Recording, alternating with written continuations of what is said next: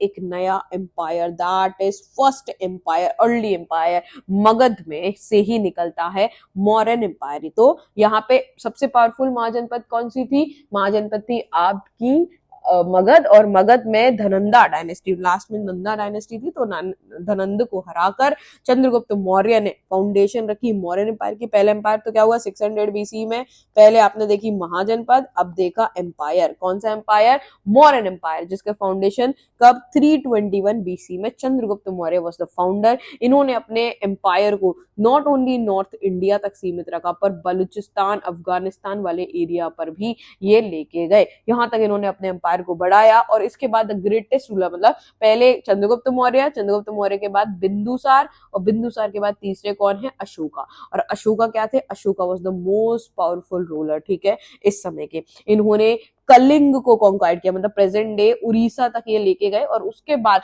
जब कलिंग वॉर में इन्होंने लाखों लोगों को, मतलब समवट 1 लाख लोग मर गए थे, 1.5 लाख लोग जख्मी हो गए थे, इतने सारे लोगों को मरते हुए देखकर इन्होंने सोचा कि अब मुझे राजपाट, फिर उन्होंने त्याग दिया और बुद्धिज्म को अपना लिया। किसको अपना लिया? बुद्धिज्म को अपना लिया। और बुद्धिज्म में धम्म चलता है, धम्मा का मतलब क्या होता है? धर्म, राइटियस पाथ, और उसको अपना लिया, ठीक है।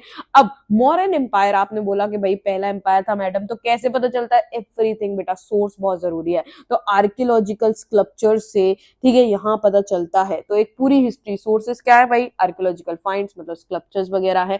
इवन उस समय जो चंद्रगुप्त मौर्य थे, तो वहां पे उनके ग्रीक की रानी से शादी की हुई थी, क्योंकि उन्होंने वहां के राजा को हराया हुआ था, हेलेना। तो उस समय ग्रीक से बहुत सारे एम्बेसडर यहाँ आए थे, तो यहाँ से एक एम्बेसडर आया हुआ था जिसका अकाउंट है मगस्थनीज।